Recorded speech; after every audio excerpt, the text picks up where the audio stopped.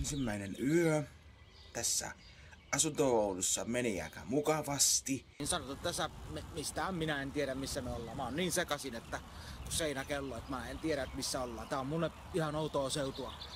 Ja sitten otetaan iltalääkki.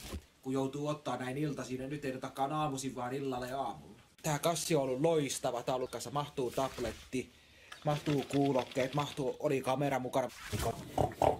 Sikojen ruokaa. Röf. Maistuis varmaan sun.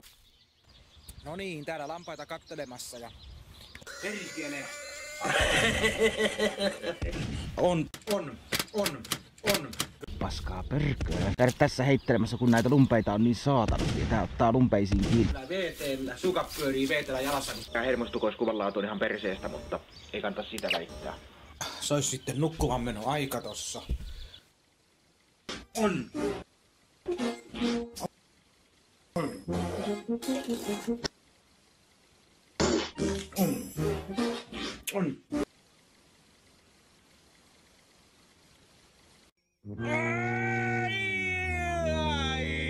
Musta on tullu hullu. Jaa.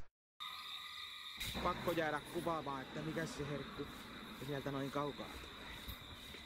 VT tulee sieltä. Perkele! Vitu!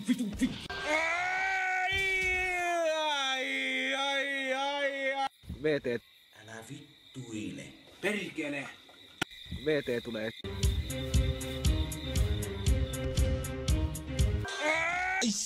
Ai saamari talon. Peli on aika... Ei ole meikäläisen peli.